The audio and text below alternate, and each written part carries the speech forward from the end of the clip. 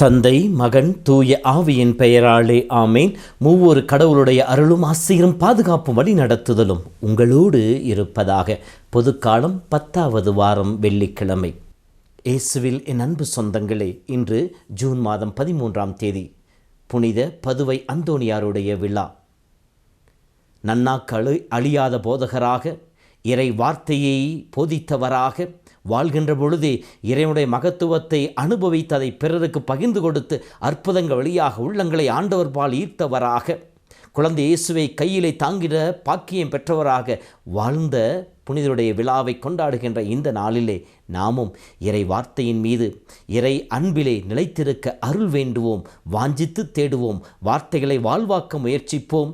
புனிதர் வழியாக இறை அருளை பெற்று இறைவனை மகிமைப்படுத்துவோம். புனிதருடைய ஆசீர் உங்கள் ஒவ்வொருவருக்கும் நிறைவாய் தங்கிட உங்களை வாழ்த்துகிறேன், உங்களுக்காக ஜெபிக்கின்றேன்.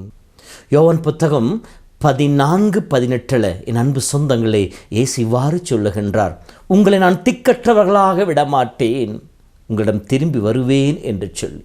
யோவான் புத்தகம் 16:33 இந்த உலகத்திலே துன்பங்கள் உண்டு, ஆயினும் துணிவோடு இருங்கள், நான் உலகத்தை வென்றுவிட்டேன் என்று சொல்லுகின்றார். நான் உங்களிடம் வந்து உங்களை மீட்டுக்கொள்வேன். யோவான் புத்தகம் 16:20 இந்த உலகத்திலே துன்பம் உண்டு, அவர்கள் மகிழ்வார்கள், நீங்களோ துயருவீர்கள், அழுவீர்கள், ஆனால் உங்கள் துயரம் மகிழ்ச்சியாக மாறும் என்கின்ற நம்பிக்கையை கொடுத்திருக்கின்றார். மத்தேயு நற்செய்தி 10:22 மார்க் 13:13 படிக்கின்ற பொழுது இயேசு இவ்வாறு சொல்லுகின்றார், என் பொருட்டு உங்களை எல்லோரும் வெறுப்பர், இறுதி வரை மன உறுதியோடு இருப்பவரே மீட்கப் பெறுவர் என்று சொல்லி இருக்கின்றார். தளராத நம்பிக்கை, ஆழமான விசுவாசம்தான் நம் வாழ்விலே நம்மை சோதிக்க வருகின்ற தீவனுடைய கணைகள் அனைத்தையும் முறியடிக்கின்ற வல்லமையும், சோதனைகளை வென்றெடுத்து மீட்டெடுத்த மக்களாக, வெற்றி ஆர்ப்பரிக்கின்ற மக்களாகவும் நம்மை மாற்றக்கூடியதாக இருக்கின்றது. எபிரேயர் புத்தகம் 11ஆம் அதிகாரத்தை படிக்கின்ற பொழுது விசுவாசத்தினால் வாழ்வை பெற்றுக்கொண்ட மனிதர்களுடைய பட்டியல் ஆபிரகாமிலிருந்து கொடுக்கப்பட்டு இருக்கின்றது. ஒவ்வொருவரும் பல்வேறு சோதனைகளை சந்தித்தார்கள், இழப்புகளை சந்தித்தார்கள், எத்தனையோ வேதனைகளை சந்தித்தார்கள், தீயிலே போடப்பட்டார்கள், கத்தியினால் குத்தி கிழிக்கப்பட்டார்கள், ரத்தம் சிந்தும் அளவிற்கு மறைசாட்சிகளாக வாழ்ந்தார்கள். இப்படி இருந்தும் அவர்கள் விசுவாசத்தோடு வாழ்ந்ததினால் தான் கடவுளுடைய அருட்பெரும் கொடைகளை அவர்களால் பெற்றுக்கொள்ள முடிந்தது, சாட்சியாக நமக்கு முன்னால் திகழ முடிந்தது. நம்முடைய வாழ்விலும் கூட இத்தகைய ஆழமான உறுதியான நம்பிக்கை வேண்டும் என்று இன்றைய முதல் வாசகத்தின் வழியாக கடவுள் நமக்கு அழைப்பை விடுக்கின்றார். பவுலுடைய தன்னுடைய வாழ்க்கை அனுபவத்தின் வழியாக சொல்லுகின்ற பாடம் இதுதான். எல்லா சூழ்நிலையும் நாங்கள் இன்னலுற்றாலும் உடைந்து போவதில்லை, குழப்பமுற்றாலும் நம்பிக்கை இழப்பதில்லை, துன்புறுத்தப்பட்டாலும் கைவிடப்படுவதில்லை, வீழ்த்தப்பட்டாலும் அழிந்து போவதில்லை. ஏனெனில் இயேசுவின் வாழ்வை எங்களுடைய வெளிப்படுமாறு கடவுள் எங்களை நேசிக்கின்றார். இயேசுவை உயிர்த்தெழச் செய்த அதே ஆண்டவர் தாமே எங்களையும் உயிர்த்தெழச் செய்வார் என்கின்ற அசைக்க முடியாத நம்பிக்கை இருக்கின்றது. நம்பிக்கையால் நான் பேசினேன் என்று சொல்லி தன் நம்பிக்கையை வெளிப்படுத்துவதாக இருக்கின்றது. என் அன்பு சொந்தங்களே, நம்முடைய அன்றாட வாழ்விலே, கிறிஸ்தவ வாழ்விலே எத்தனையோ போராட்டங்கள் உண்டு. இயேசுவுக்காக நாம் வாழ்கின்ற பொழுது, நற்செய்தி மதிப்பீடுகள் நாம் ஏற்று வாழ்கின்ற பொழுது எத்தனையோ இழப்புகளையும் இறப்புகளையும் சந்திக்க நேரிடுகின்றது.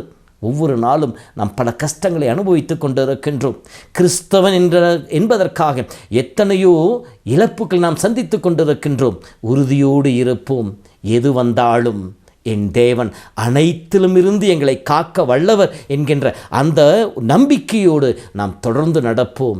என் அருள் உனக்கு போதும், உன்னுடைய சோர்விலே, உன்னுடைய சோதனையின் மத்தியிலே நான் உனக்கு துணையாக இருப்பேன் என்று வாக்குத்தத்தம் கொடுத்தவர் நமக்கு துணையாக இருப்பார்.